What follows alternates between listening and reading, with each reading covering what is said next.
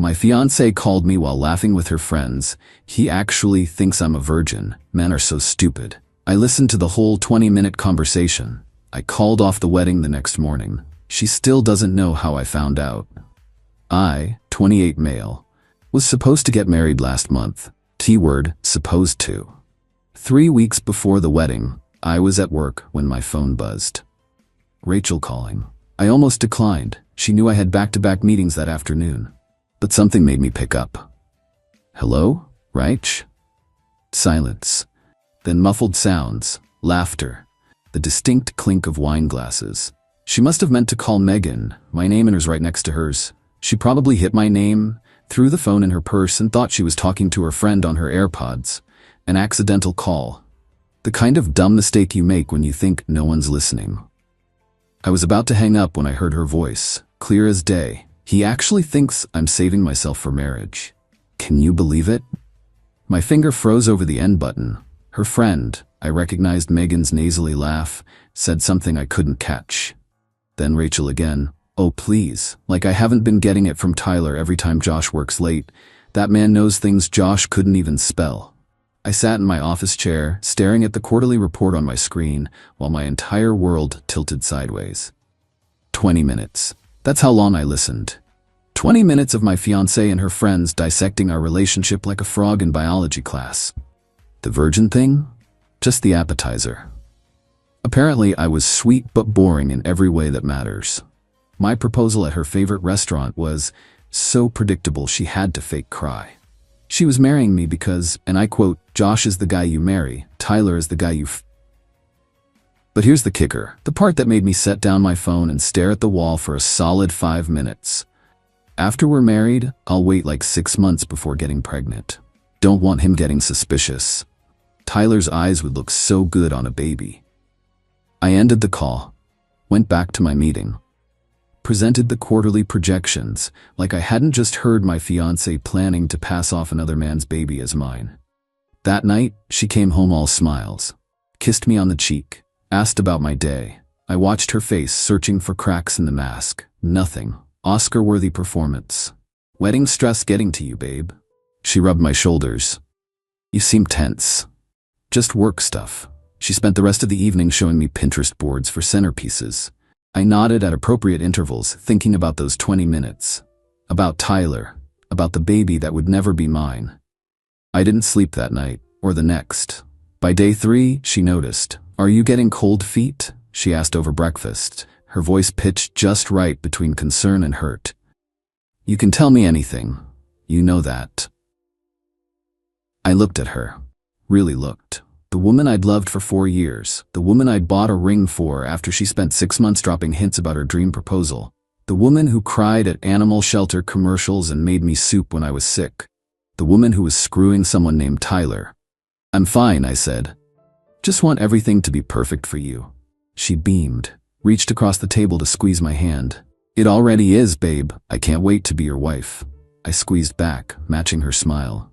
Me neither. That's when I decided. No big confrontation. No screaming match. No giving her the chance to flip the script and somehow make me the bad guy. She was good at that. I'd seen her do it to others. Never thought I'd be on the receiving end. I had 2.5 weeks until the wedding. 2.5 weeks to untangle 4 years of my life from someone who'd been playing me like a fiddle. The thing about shared finances? They're a lot easier to separate when the other person doesn't know you're doing it. I opened a new bank account at a different bank. Started moving money. Nothing dramatic, just my portion of our joint savings. Legitimate transfers for wedding expenses. She never checked the account anyway. That was boring boy stuff, as she'd told Megan during the call.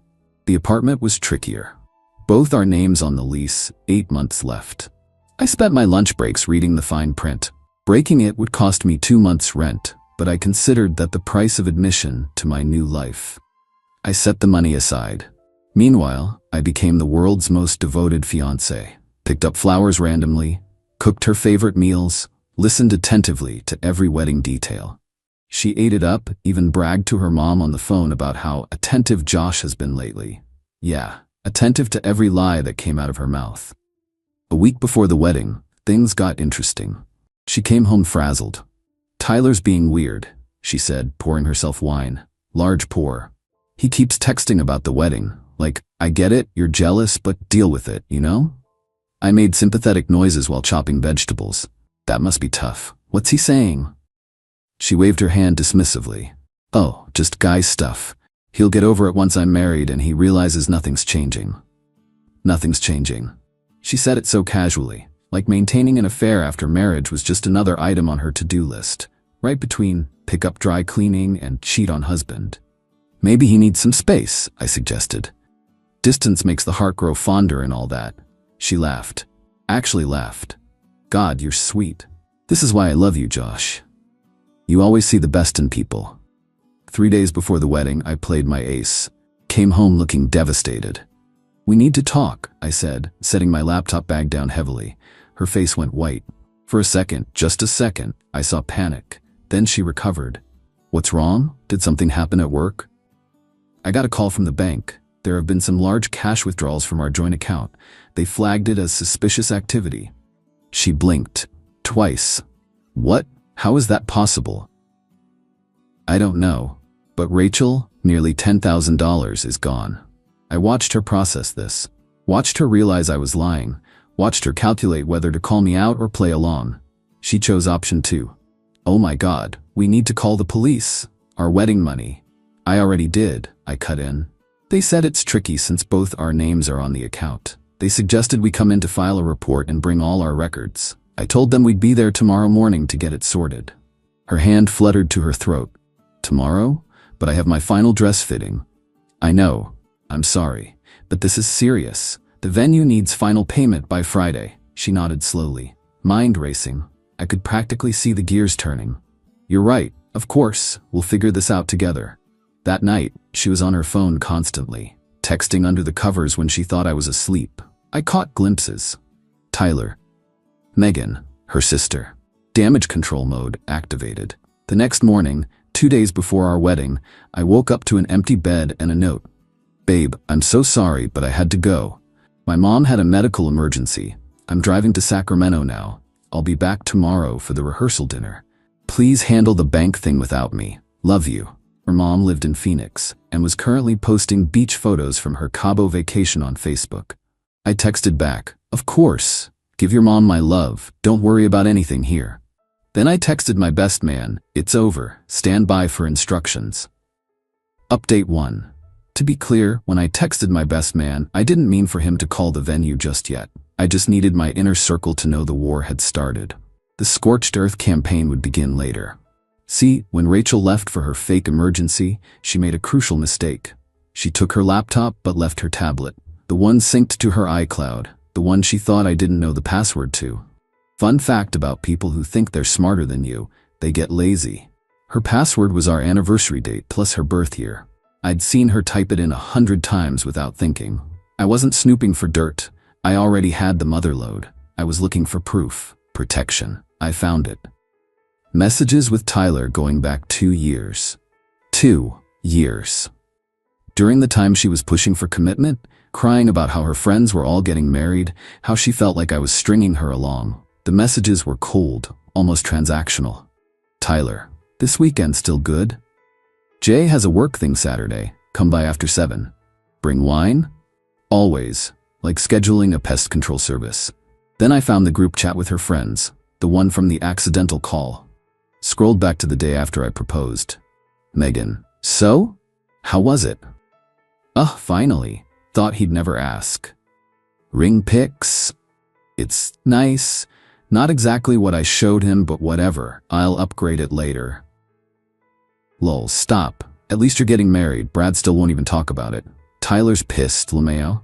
He knew what this was. Yeah, but now he's being all emotional. Men are so dramatic. I screenshot everything, not for revenge, for ammunition. Because I knew Rachel, knew how she operated. The second things went south, I'd become the villain. The abusive ex who abandoned her before the wedding, who broke her heart, who probably cheated. Projection's a hell of a thing. My phone buzzed. Text from Rachel. "Mom's stable. False alarm, but I'm staying the night just in case. Did you talk to the bank?" I responded, "Handled. They think it was an internal error. All good now." Thank God. See you tomorrow for rehearsal. Can't wait to marry you. I stared at that text for a long time. At the casual way she lied. At the exclamation points, trying so hard to sell normalcy. Then I opened my laptop and started typing. First email went to the venue. Polite, professional. Explaining that, due to an unforeseen and insurmountable family emergency, we were postponing the wedding indefinitely. Yes, I understood we'd lose the deposit. Yes, I'd handle any cancellation fees. Second email to the photographer. Third to the caterer. Fourth to the DJ. Fifth to the florist. By the time I finished, it was past midnight. 12 hours until the rehearsal dinner. 36 until what would have been our wedding. I pulled out my phone and sent one more text. Not to Rachel. To Tyler. Hey man, this is Josh, Rachel's fiancé. We need to talk.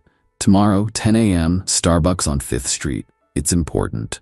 Then I turned off my phone and did something I hadn't done in weeks. I slept like a baby. The next morning, I woke to natural light streaming through the bedroom window. No alarm, no anxiety, just clarity. I made coffee, showered, put on jeans and a t-shirt instead of the suit hanging in the closet. Then I drove to Starbucks. Tyler was already there. I recognized him from Rachel's Instagram, tall, gym-built, nervously spinning his phone on the table. He looked up when I approached, his face a mask of defensive arrogance. Look, man, I know, I said, sitting down. About you and Rachel, I know everything. He went pale, started to stand. I held up a hand. Relax, I'm not here to fight. I'm here to compare notes. Compare? What? I pulled out my phone, showed him the screenshots from Rachel's tablet. The group chat, his jaw tightened as he read her dismissive comments about him. She told me you knew, he muttered finally, that you guys had an arrangement, that you weren't, interested in women. I laughed, a short, bitter sound. Let me guess, she said I was asexual? Gay? Had some kind of problem? His silence was the only answer I needed. She told you what you wanted to hear, I said. Did she ever show you texts from me confirming it? He nodded slowly. Yeah, she'd show me stuff on her phone, conversations. Let me guess, she'd twist my words, show you a text where I said I'm fine with whatever, and claim it was about her seeing you? His eyes widened slightly. How did you know? Because I'm seeing the pattern now. She's been playing us both. You're the side piece who thought he was the main event. I'm the meal ticket who thought he was loved. Neither of us won here, man. Tyler slumped in his chair. Last week, after you guys went cake tasting, she came over, said she needed to decompress from playing bride. That stunned more than I expected. We'd had fun that day, laughed at the ridiculous prices, argued playfully about chocolate versus vanilla, fed each other samples, all of it a performance. So what are you going to do? Tyler asked. I checked my watch. 2 hours until the rehearsal dinner. Nothing, I said. Absolutely nothing, he frowned. You're still marrying her? No. But she doesn't know that yet. I stood to leave, then paused. Do me a favor. Don't answer her texts today. Don't answer her calls. Let her sweat a little. Why would I do you any favors? He shot back, a flash of anger in his eyes. Because in about 4 hours, she's going to show up to a rehearsal dinner that doesn't exist for a wedding that's not happening.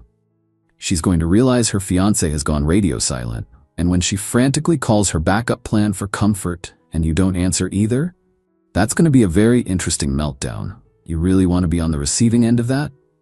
A slow, cold smile spread across his face. You're kind of an evil bastard. I respect that. I shrugged. I learned from the best. Update 2, the final act. The rehearsal dinner was supposed to start at 6 p.m. at Rosetti's downtown. Rachel texted me at 4:30. Just left Mom's. Can't wait to see you. See you. Should I meet you at the restaurant? I responded, actually, can you swing by the apartment first? Need to talk about something. Everything okay? Yeah, just wedding stuff. See you soon. I'd spent the afternoon methodically packing. Not everything, that would be too obvious. Just the important stuff. Documents. Electronics. The watch my grandfather left me. Photos of my family. Things that mattered. The rest? The matched dishware she insisted we needed. The throw pillows that cost more than my car payment. The engagement photos plastered on every wall. All of it could stay. Consider it a severance package for 4 years of method acting. She burst through the door at 5:15, hair perfect, makeup flawless, wearing the dress she'd bought specifically for tonight. Babe, we need to hurry. Everyone's probably all ready. She stopped, looked around, noticed the suitcase by the door. Are you going somewhere? Sit down, Rachel. I pulled out my phone, hit play on the recording. Her own voice filled the apartment. He actually thinks I'm saving myself for marriage. Can you believe it? The color drained from her face so fast I thought she might faint. I let it play. All 20 minutes. Every laugh, every cruel observation, every detail about Tyler and her plan for his baby. When it finished, the silence was deafening. I can explain, she whispered. No need. I've had 3 weeks to process this. 3 weeks of watching you lie to my face every single day. You're very good at it, by the way. Truly. It's not. Megan was joking around and I just got caught up. Tyler sends his regards, I interrupted. Met him for coffee this morning. Interesting guy. He was under the impression I was gay. The story seemed to change depending on what you needed. She opened her mouth, closed it, opened it again. Nothing came out. The wedding's canceled, I continued. Venue, caterer, photographer, everyone's been notified. Your family received a lovely email explaining that due to irreconcilable differences, we've decided to part ways. Very mature, very civil. You told my family? Just your parents and sisters. Oh, and your cousin Janet, she's always been chatty, hasn't she? I'm sure word will spread naturally. She stood up, tears streaming now. Josh, please, we can work through this. Couples therapy. With whose baby, Rachel? That stopped her cold. Because according to your friends, the plan was to wait 6 months, then pass off Tyler's kid as mine. His eyes would look so good on a baby, right? I was drunk. I didn't mean. Which part didn't you mean? The 2-year affair? The fake virginity? The part where I'm sweet but boring in every way that matters? Help me out here. She tried anger next. You recorded me without my permission. That's illegal. I'll sue. I looked it up, I said calmly. It's not. Also, the lease. I'm moving out Monday. You can figure out the rent yourself. Consider the furniture a parting gift. You can't just leave. What am I supposed to tell people? Whatever you want. You're creative. I'm sure you'll spin something believable. Probably make me the bad guy. Cold feet, secret addiction, abusive behavior you bravely escaped from. The sky's the limit. She collapsed on the couch, full sob mode now. I love you, Josh. I really do. Tyler means nothing. Then why? I asked, genuinely curious. She looked up at me, mascara running. For the first time in 3 weeks, she seemed genuinely lost for words. Seriously, I pressed. Why? If you wanted Tyler, why not just be with Tyler? Why waste 4 years of both our lives? Because, she hiccuped, because Tyler's exciting, but he's a bartender, Josh. He lives with 3 roommates. He doesn't have a 401k or health insurance or stability. He's fun. You're the future. I'm a retirement plan. That's not. Actually, that's exactly what it is. I picked up my suitcase. For what it's worth, I did love you. The you I thought you were anyway. The one who cried at shelter commercials and made terrible pancakes and snorted when she laughed too hard. I don't know if that person ever existed, but I loved her. I headed for the door. Stopped. Turned back. Oh, one more thing. That $10,000 from the bank? I lied. Needed you out of the apartment for a day so I could think. It worked. Her face went through confusion to realization to pure rage. You tested me. Pot. Meet kettle. I opened the door. Good luck, Rachel. I hope you figure out what you actually want someday. Josh, wait. I didn't. Update 3. 6 months later, figured I owed you all a final update since my inbox is still getting messages asking what happened next. The immediate aftermath was about what you'd expect. Rachel blew up my phone for a week straight.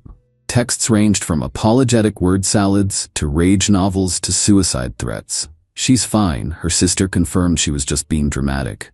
I blocked her number and didn't respond. My personal favorite was a 3 a.m. voice message where she accused me of emotional manipulation and calculated cruelty. The irony was so thick you could spread it on toast. Tyler lasted 2 more weeks before blocking her. He sent me one last message. You were right. The meltdown was interesting. Thanks for the heads up. We're not friends, but there's a weird unspoken respect there. The fallout with her family was messy. Her mom called me crying. Her dad was colder. Asked if I had proof. I sent him the audio file. He hung up without saying goodbye. Haven't heard from them since. Her sister, Marie, reached out to apologize. The younger one, Steph, sent me a long text about how I'd humiliated the family and ruined Rachel's life. I replied, She had 2 years to not have an affair. This one's on her. The friend group imploded. Megan, the one from the call, actually apologized, said she was ashamed and that the whole group was toxic. It was through her that I found out the final plot twist. Sarah, the other friend, had also been sleeping with Tyler on and off. The whole thing was a soap opera, and I was just a guest star who didn't know his role. As for me, I moved across town. My company offered me a position in the Seattle office. I took it. A fresh start felt necessary. Therapy helped. Found a good therapist who specializes in betrayal trauma. It's a work in progress, but I'm getting there. Dating is still on the back burner. Turns out, my ex cheated on me for 2 years and planned to pass another man's baby off as mine is kind of a mood killer on a first date. But honestly, I'm good. Better than good. There's something liberating about having your worst-case scenario happen and surviving it. Rachel tried reaching out again last month. New number. Said she was in therapy, working on herself. Wanted to clear the air. I blocked that number too. There's nothing left to say. Some bridges don't need rebuilding. They need to stay ash. Oh, and because I know someone will ask, no, I never told her how I found out. As far as she knows, someone overheard her at that wine bar and told me. Megan told me Rachel still brings it up, convinced one of her enemies sabotaged her happiness. The truth is so much simpler. She sabotaged herself with a misplaced call. All I did was listen. Edit? Yes, I kept the ring. Sold it for 70% of what I paid and used the money for the Seattle move. Felt poetic. That ring bought my freedom. Edit 2. To the person who DM'd asking if this was creative writing. I wish. Would have made the last 4 years of my life a lot easier. But thanks for thinking my pain is entertaining enough to be fiction, I guess. Final edit. This is my last update. Moving on means actually moving on. Thank you to everyone who reached out. And to those of you sharing your own stories, you'll get through it. Trust the process. Block the number. Sell the ring. The best revenge is a life well lived.